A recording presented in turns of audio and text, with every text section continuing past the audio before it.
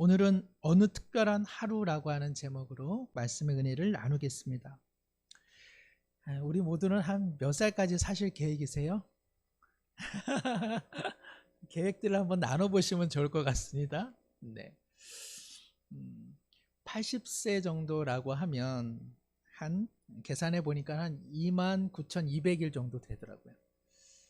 그런데 우리가 29,200일을 내가 살았다 해도 더듬더듬어 보면 언제 그런 날이 있었나? 어떤 날은 그저 공기가 스쳐 지나가듯 사라지는 날이 있는가 하면 그 하루는 정말 증명사진처럼 지금도 여전히 잔상에 남는 그런 시간이 있을 겁니다.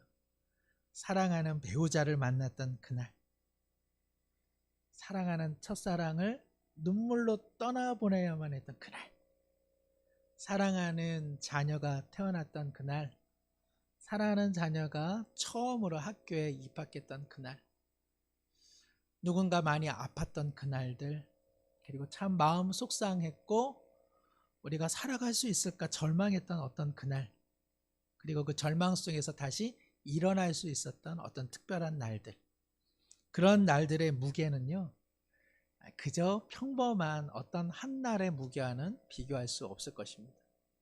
우리는 80세를 산다, 우리는 29,000여의 하루를 살기보다는 사실은 몇 개의 특별한 하루하루를 살아감으로써 인생이 만들어진다고 해도 과언은 아닐 것입니다. 1980년대 형제복지원, 부산에 있었던 이 복지원은 잘 아시는 것처럼 불황인을 수용해서 갱생시킨다는 명목하에 인권 유린을 자행한 아픔의 현대사의 단면이죠. 그런데 올해 1월 말에 국민일보에서 관련해서 감동적인 기사가 있었습니다. 올해 겨울 1월 19일에 국민일보 부흥사협의회에서 부흥 집회를 했는데 예배 사회를 맡았던 목사님이 이제 주강사 목사님을 모시고 같이 식사를 하게 되었습니다. 오늘 말씀 잘 들었습니다, 목사님. 그런데 목사님께서 지난날 형제복지원이라는 소식을 제가 들었습니다. 사실은 부산에서 헤어진 지 47년 되는 저희 형님이 행방이 묘연해졌는데 지금 생각해 보면 형제복지원 같은 곳에 끌려갔던 것 아닌가 그런 생각이 들어요. 그 자리에서 이 목사님이 형제복지원 피해 생존자 유족 대표에게 전화를 합니다. 대표님 안녕하셨어요. 혹시 설수영 씨라고 피해자 생존자 명단에 있습니까? 설수영 씨요? 잠시만요. 아, 목사님 있습니다. 서울에 사시는데요. 47년 동안 뵐 수 없었던 그 형을 단 1분도 안 돼서 생사를 확인하게 된 것입니다. 47년 전 가정의 불화로 인해 두 형제는 한 사람은 어머니 댁, 한 사람은 외갓집에 살았습니다. 너무 힘들었던 이 형은 8살에 그냥 집을 뛰쳐나왔고 그러다가 형제복지원 관계자에게 붙잡혀서 그 어린 시절 구금과 폭행 그리고 노동을 강요당했습니다. 외갓집에 얹혀 살던 동생은 너무 형이 보고 싶어서 서천에서 부산까지 철길을 따라 하염없이 걸어서 결국에는 형이 있는 집에 도착했지만 형은 사라진 지 오래되고 말았습니다. 그렇게 두 형제가 헤어진 지 47년의 시간이 지났는데 17,155일 동안 헤어졌던 그 형제가 살아있다는 소식을 듣는 것은 채 하루가 되지 않았던 것이죠. 뒤돌아보면 17,155일의 시간과 형의 살아있음을 알고 형과 재회한 그 한날의 무게는 어느 게 더 크겠습니까? 바로 특별한 그 하루가 이 두 형제에게는 새로운 삶의 시작점이 되지 않았겠습니까? 우리 모두 그렇습니다. 우리 모두 하루하루를 살아가지만 그러나 특별한 하루가 필요합니다. 특별한 몇 날이 있어야만 삶을 좀 더 가치 있게 살 수 있기 때문에 그러합니다. 지난 4주 전 요한복음 9장 오늘 말씀의 전반부를 나누었습니다. 날 때부터 앞을 못 보던 이가 예수 그리스도를 통해 광명을 얻었습니다. 우리가 헌금 기도 드릴 때에 이제껏 내가 산 것 다 주님의 은혜라 우리가 이 찬양을 드릴 때인데, 이전에 생명을 잃었으나 광명을 얻었다라고 하는 뉴턴의 고백은 바로 이 구절을, 이 성경의 본문을 의존하고 있습니다. 앞을 못 보던 이가 앞을 보게 된 그날, 그 하루는 그에게 얼마나 특별한 한 날이었겠습니까? 그런데 재미난 것은 요한복음의 이 말씀이 그가 앞을 못 보다가 눈을 떴다, 거기서 기록이 멈춰 있지 않습니다. 사실 많은 복음서의 내용은 어떻습니까? 예수님을 만났고 병든 자가 치유함을 받았다, 거기서 일단락이 됩니다. 그런데 어찌된 일인지 요한복음 9장은 전체가 예수님을 통해 눈이 띄어진 사람의 이야기가 확장되어지고 끊임없이 의미가 부여되고 있습니다. 이것은 우리에게 무엇을 의미하는 걸까요? 성경은, 성령은 우리에게 그의 육체적인 눈뜸에만 머물지 말고 여기에 내포된 뜻이 무엇인지를 거듭 씹어보라고 이 말씀을 우리에게 주고 있는 것이죠. 오늘 그의 특별한 하루의 남은 부분을 함께 살펴봄으로써 그에게 있었던 특별한 하루의 전체적인 의미가 무엇인지, 그리고 우리에게도 그와 같은 특별한 하루를 사모하는 계기가 되기를 소망합니다. 성도 여러분, 우리가 신앙생활 하면서 우리 자신을 바라보건대 아이고, 내가 신앙생활 열심히 하다가 뜻밖의 내 자신이 걸려 넘어지는 함정이 있습니다. 그 함정 중에 하나는 무엇이냐 하면 자꾸 평가하고 자꾸 판단하려는 마음이죠. 외람되지만 제가 우리 목사님들 만나면 목사님들이 뭐 대법관이고요. 사회, 정치, 문화, 종교를 다 얼마나 이렇게 다 평가를 잘하시고 판단을 잘하시는지 제가 그 지혜에 압도당할 때가 종종 많이 있습니다. 근데 때때로 우리가 너무 많이 평가하는 것 같아요. 우리가 너무 많이 비판하는 것 아닌가, 그런 생각할 때가 종종 있습니다. 건강한 비판, 건강한 대화는 참 중요합니다. 이것은 우리가 해야 됩니다. 믿는 사람이라고 해서 다 좋은 게 아닙니다. 그런데 건강한 비판과 건강한 대화는요, 땀을 많이 흘려야 됩니다. 이거 참 쉬운 일 아니에요. 그런데 그냥 습관적으로 하는 평가, 습관적으로 하는 어떤 비판, 이런 것들은 어떻습니까? 참 쉽습니다. 가성비가 좋아요. 그냥 저 사람 잘못됐고 저 인간은 못됐다 이래 놓으면 어느새 우리는 꽤 괜찮은 사람이 됩니다. 제자들이요, 이 안 못 보는 일을 죄와 관련해서 쉽게 판단할 수 있었던 까닭은 무엇일까요? 사람들은요, 자신에게 일어나지 않을 일에 대해서는요, 예리하고 날카롭게 판단하기를 좋아합니다.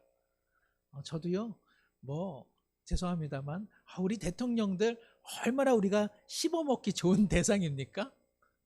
우리가 그렇게 대통령들을 험담하기를 좋아하는 까닭은 무엇입니까? 우리 자신이 대통령이 될 일이 없기 때문에 그렇죠. 우리가 되지 않을 어떠한 존재나 어떠한 사건에 대해서는요, 우리가 편안하게 평가도 하고요, 우리가 편안하게 비판하기가 쉽습니다.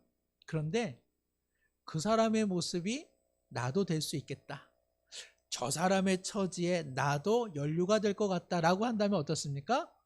비판하기가 쉽지가 않습니다. 나도 그렇게 될 수 있으니까.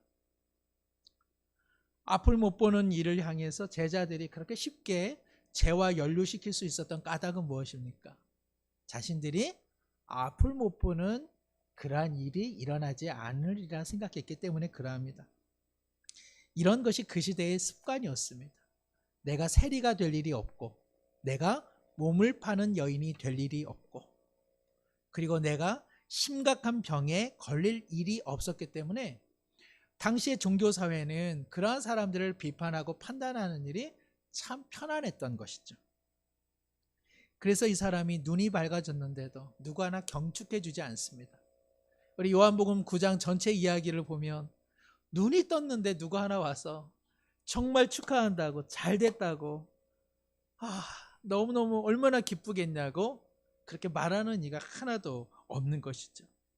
제자들 못지않게 신앙적으로 경건하다고 하는 바리새인들, 이 사람의 비판의 강도는 더 심합니다.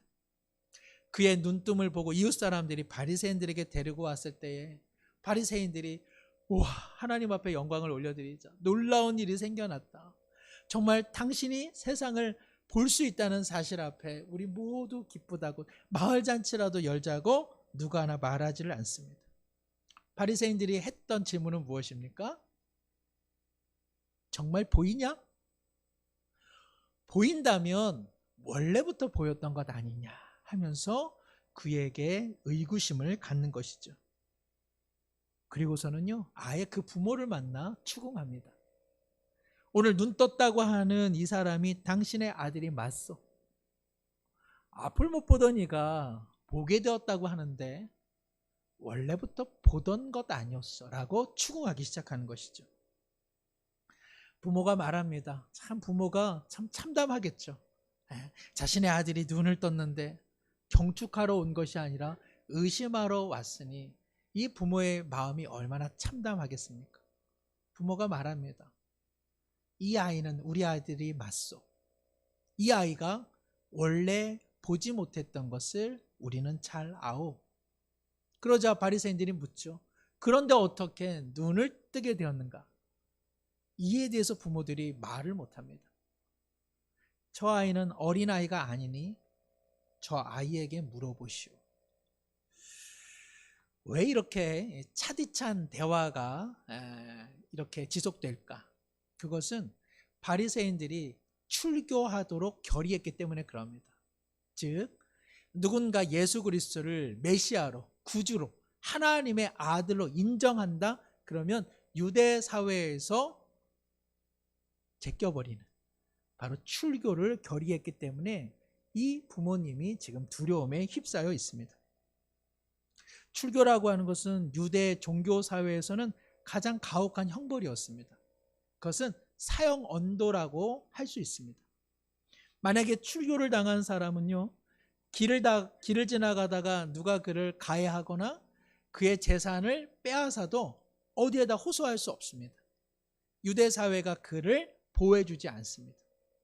예루살렘 성전을 영구히 출입하지 못하게 됩니다. 그러니까 그는 완전히 하나님에서 벗어난 자로 인정하게 되는 것이죠. 바리새인들은 예수님의 영향력이 커지자 이처럼 예수님을 믿는 사람들을 다 출교시키는 폭력을 행사하기 시작했습니다. 거룩이라고 한다면 하나님보다 거룩한 분이 어디 있습니까? 의로움이라고 한다면 하나님보다 그 기준점이 강한 분이 어디에 있겠습니까? 하나님은 죄인과 거룩한 자를 품어내시는 하나님이신데 같은 죄인인 바리새인들은 끊임없이 사람을 내치고 배제시키고자 했던 것이죠. 바리새인들이 왜 눈이 감긴 사람인가? 오늘 말씀 맨 마지막에 너희가 맹인이었다면 죄가 없으려니와 본다고 하니 너희 죄가 그대로 있다. 왜 그들이 보는 사람이면서도 왜 죄된 인간일 수밖에 없었던 까닭, 그것은 이처럼 살고자 하는 사람들을, 눈을 뜨고자 하는 사람들을 내쳐버리고 그리고 그들을 축출했기 때문에 그러합니다. 그들은 종교라고 하는 이름으로 그 부모를 위협했습니다. 그리고 종교라고 하는 이름으로 하나님께서 행하신 일을 도리어 부정하고 반대했던 것입니다. 사랑과 보호가 없는 신앙, 기쁨과 경축과 축하와 축복이 없는 신앙은요, 얼마나 무서운지 모르겠습니다. 신앙이요, 냉랭해지기 시작하면 그것처럼 무서운 것이 있을까? 그런 생각을 하게 됩니다. 사랑하는 성도 여러분, 우리의 신앙 안에는 따사로운 열과 빛이 있습니까? 아니면은 아이들이 얼음땡 하는 것처럼 누군가 우리의 신앙의 이름으로 가면 그 사람이 꼼짝마 하고 얼음이 돼버리는 그러한 냉랭함이 있지는 않습니까? 하나님께서는 찢어지고 분열된 하나님과 사람들과의 관계, 그리고 사람과 사람들과의 관계 속에 하나님의 꿰매는 실로 우리를 불러주셨는데, 우리는 혹시 가위와 같은 인생을 살고 있는 것은 아닙니까? 불이라고 하는 것 어떻습니까? 따스함을 주죠. 그리고 열을 통해서 우리의 온기를 선물로 줍니다. 그런데 이 불은요, 우리가 이번에 강원도 사태를 본 것처럼 때때로는 모든 것을 다 불태워 버립니다. 그러니까는요, 신앙이라고 하는 것이요, 뭐랑 같이? 하나님과 같이 궤를 맞추지 않으면 신앙이라고 하는 것이 참 무서운 것이 될 수 있다는 것이죠. 신앙이라고 하는 불이요, 하나님의 마음과 잇닿아 있으면 누군가의 냉랭한 마음에 따스한 온기를 주는 따스한 불빛이 되는가 하면, 우리의 신앙이 하나님과 궤를 맞추지 않으면 그 신앙의 불은 오히려 생명을 불태워버리고 소각시킬 수 있다는 사실을 우리는 꼭 기억해야만 하는 것입니다. 일본에 다하라 요네코라고 하는 여인이 있습니다. 그녀는 부유한 가정에서 태어났는데 안타깝게도 18살에 그의 어머니를 여의게 됐습니다. 너무나 열등감 그리고 절망에 사로잡혀서 어느 날 그녀가 이 철로에 뛰어듭니다. 그리고 그 전차에 자신의 몸을 던져 자살을 기도합니다. 불행 중 다행이라고 할까요? 이것을 다행이라고 말하기도 어렵습니다. 병상에서 눈을 떠보니 그녀의 하반신, 다리는 이미 다 사라졌고 왼쪽의 팔도 사라졌습니다. 그저 오른쪽 팔이 남았지만 오른쪽 팔의 손에 2개의 손가락마저 다 사라져서 어찌 보면 그녀의 지체는 그저 손가락 3개밖에 없는 형편이 되고 만 것이죠. 시리에 빠진 그녀에게 타하라 아키도시라고 하는 한 일본 청년이 복음을 들고 찾아왔습니다. 그리고 예수 그리스도를 전하였고 그녀가 영접했습니다. 그러나 예수님을 영접하여도 손가락 3개만 남은 자신의 몸을 볼진데 아무런 소망도 그녀는 갖지 못했던 것이죠. 그녀는 병원에서 주는 수면제를 조금씩 모았습니다. 그리고 이 수면제를 차곡차곡 모아서 언젠가 한꺼번에 먹고 죽겠노라, 그는 계획을 가졌던 것이죠. 그녀는 책에서 이렇게 말합니다. 더 이상 살 기력이 없습니다. 나에게는 손도 발도 없습니다. 아무리 살려고 발버둥 쳐도 이것이 남에게 패만 되겠죠. 나는 전혀 가능성이 없으니 죽는 일 외에는 아무것도 없습니다. 하나님, 살아계시다면 저를 도와주세요 하고는 수면제를 먹고 잠자리에 듭니다. 그런데 잠에서 깨어나죠. 그런데 그녀의 마음에는요, 이전에 누려보지 못한 평안함과 그리고 소망의 마음을 그녀가 갖게 됩니다. 성경책을 집어들어 책장을 넘깁니다. 고린도후서 5장 17절. 그런즉 누구든지 그리스도 안에 있으면 새로운 피조물이라. 이전 것은 지나갔으니 보라, 새 것이 되었다. 요네코야, 너는 새 것이 되었다. 이전의 수한 날은 다 지나갔다. 오늘 너에게 특별한 하루, 새로운 피조물이 되는 하루가 임하였다. 그 순간 그녀는 자신의 오른팔에 남겨진 새 손가락을 보고, 와, 하나님께서 나를 위하여 3개의 손가락을 남겨두셨다니, 이것이 그렇게 감격스럽게 느껴질 수 없었습니다. 그녀는 이때를 기점으로 없는 것, 잃어버린 것에 집착하지 않고 지금 내게 주어진 것에 오히려 감사하기 시작했습니다. 그리고 그녀의 영혼이 변화되고 내면은 아름다워졌습니다. 그 아름다움에 감복하여서 한 남자가 청혼했으니 바로 그녀를 전도했던 타하라 청년이었습니다. 지금도 아네코 여사는 아름다운 가정 그리고 2 딸을 두고 70세가 넘도록 행복하게 살고 있죠. 아마 많은 분들이 이분의 자서전을 아실 것 같다 생각이 듭니다. 산다는 것이 황홀하다.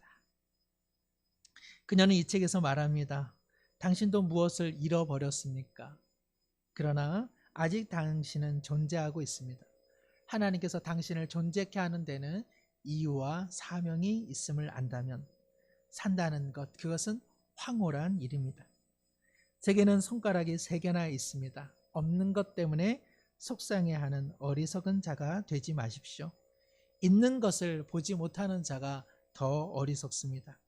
지혜로운 자는 있는 것을 보고 그 속에서 감사를 찾습니다. 다라 요네코, 그녀에게 누가 사망 선고를 내린 것 아닙니다. 그녀는 스스로에게 사망 선고를 언도했습니다. 누가 그녀를 출교시킨 것 아닙니다. 그러나 그녀는 스스로에게 출교를 명하고 자살하려고 했던 것이죠. 그러나 하나님께서는 그녀의 삶을 품어주셨습니다. 어머니를 여의었던 그 슬픔의 하루, 철로에 뛰어들어 다가오는 전차에 자신의 몸을 맡겼던 그 절망의 하루, 또다시 자살을 기도했던 그 고통의 하루, 그 하루들 속에 하나님은 함께 하셔서 그녀를 살려내셨습니다.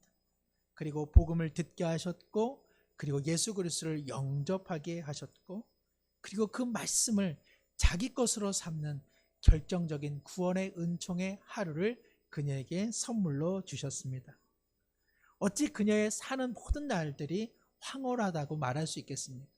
그러나 예수 그리스도를 통해 변화된 그 하루가 그녀의 평범한 삶을 황홀한 삶이라고 고백할 수 있게 한 것 아니겠습니까? 먼 곳에 해가 일몰을 합니다. 해가 깊은 바닷속으로 잠기울 때 온 하늘은 붉게 물들어집니다. 마치 그것처럼 특별한 날들에는 힘이 있습니다. 그 특별한 날들 때문에 우리의 평범한 날들은 새로운 의미가 부여되어지는 것입니다. 앞 못 보던 이에게 이날은 정말 특별한 날이 아니었습니까? 육신의 눈이 밝아진 정말 특별한 날이었습니다. 그러나 안타깝게도 자신의 부모가 출교를 당하리라는 위협을 경험했고, 사실 이 형제는 마침내 출교를 당하게 되었습니다. 출교를 당한 까닭은 무엇일까? 그것은 요한복음 9장 33절에 이 안 못 보는 이가 이렇게 고백했기 때문에 그럽니다. 이 사람이 하나님께로부터 오지 아니하였으면 아무 일도 할 수 없으리이다. 계속적으로 너를 눈뜨게 한 이가 누구냐고 추궁하는 바리새인들을 향해서 이 안 못 보는 형제가 고백했습니다. 창세 이후로 누가 과연 눈을 떴는가? 하나님께서 보낸 자가 아니면 누가 내 눈을 뜨게 했겠습니까? 라고 그들에게 반문하였습니다. 하나님께로부터 보냄받은 자라고 하는 이 고백은 요한복음에서 예수님 자신이 자신을 소개할 때 끊임없이 사용했던 표현입니다. 나는 하나님 아버지로부터 보냄을 받은 자이다. 이 고백을 바로 이 안 못 보던 이가 눈을 뜨면서 고백하게 된 것이죠. 놀라운 사실은 이 고백하기 전까지 이 안 못 보던 이는 예수님을 만나지를 못했습니다. 예수님의 얼굴을 보지 못했습니다. 우리가 생각하기로는 예수님께서 진흙을 바르고 그가 실로암에 가서 눈을 씻고 그리고 그가 예수님을 보았겠다 이런 생각을 합니다마는, 그가 다시 돌아갔을 때 예수님은 그 자리에 없었습니다. 그는 예수님을 보지를 못한 사람입니다. 그런데 안 못 보던 이가 예수님을 못 보았음에도 불구하고 그는 예수님에 대해 눈이 밝아지고 맑아지고 있습니다. 이에 반해서 바리새인들은 어떻습니까? 바리새인들은 끊임없이 예수님을 본 사람들입니다. 그들은 예수님을 트집잡기 위해서 졸졸졸 따라다니면서 예수님의 일거수일투족을 보았던 사람입니다. 그런데 그들은 예수님을 본 사람입니까? 그들은 예수님을 본 사람이 아니라고 성경은 이야기하고 있습니다. 신앙이라고 하는 것은 참 역설적입니다. 신앙은요, 참 예측 불가입니다.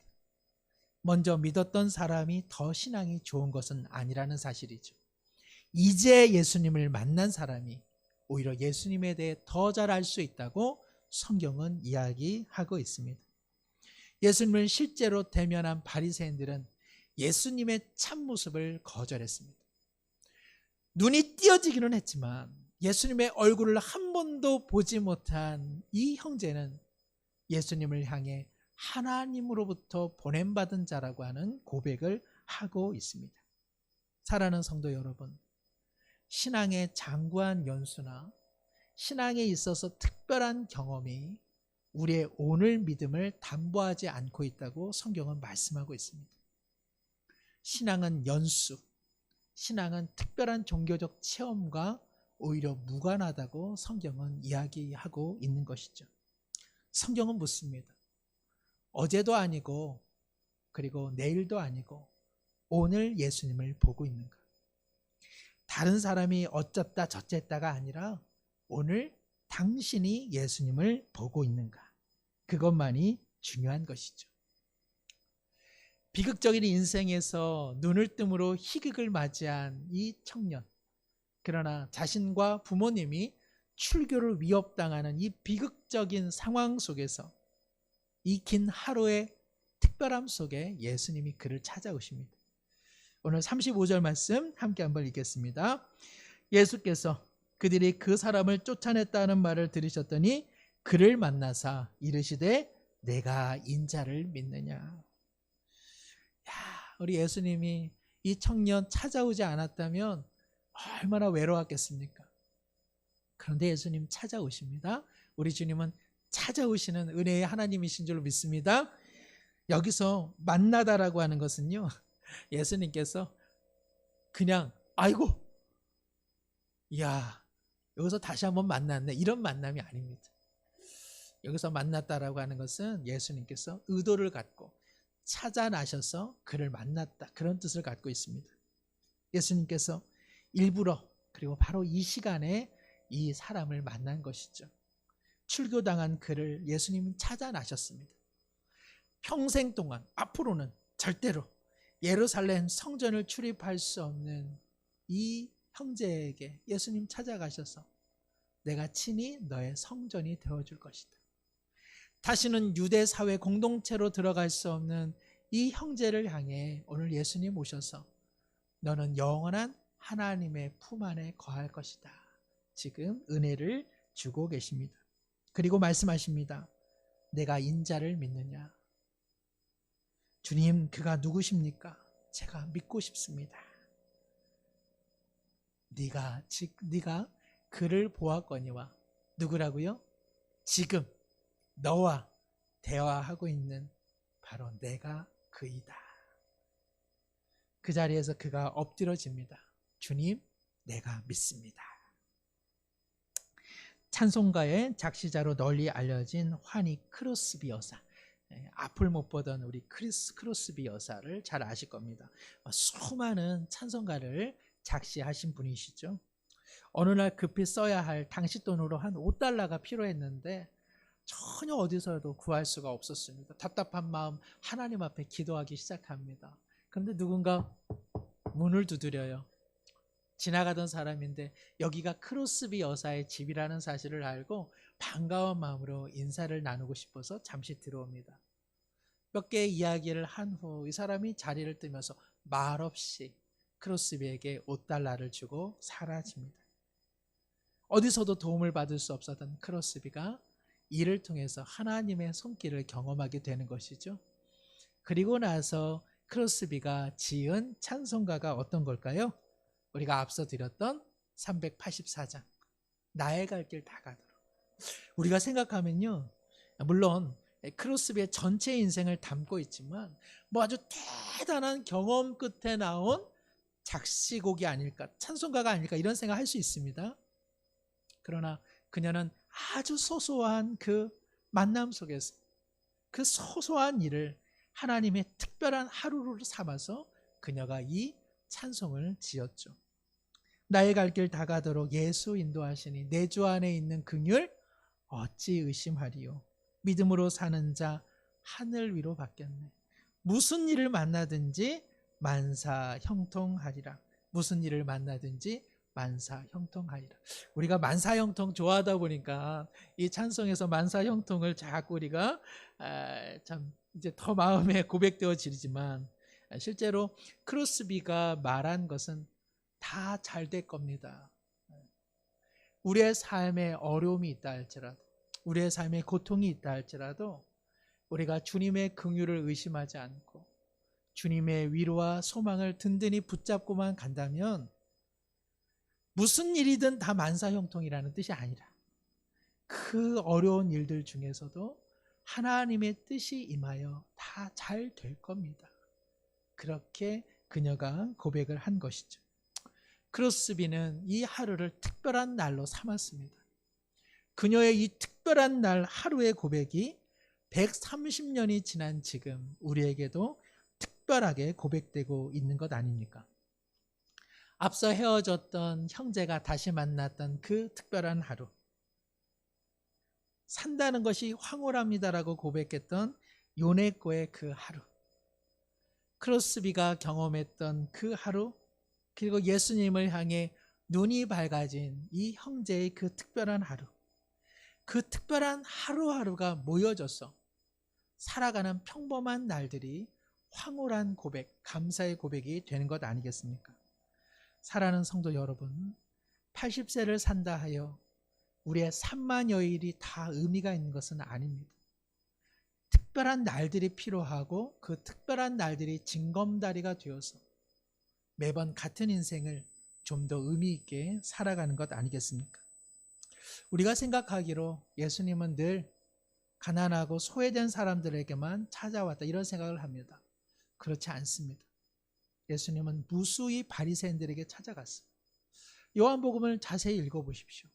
요한복음은 마치 바리새인들을 찾아 나선 예수님과 같습니다.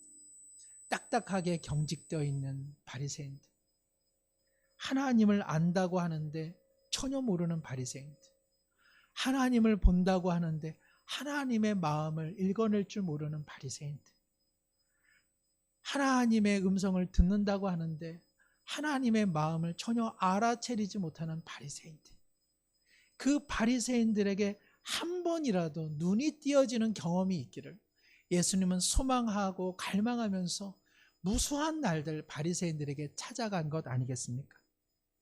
그런데 누구 하나, 바리새인 중에 누구 하나 예수님을 온전히 믿는 사람이 많지가 않았습니다. 예수님은 그들에게 특별한 하루를 선물로 주기를 원했지만 그들은 본다 하여 오히려 보지 못하여 예수님과 만나는 특별한 날들이 없었던 비참한 사람들이 되고 말았습니다.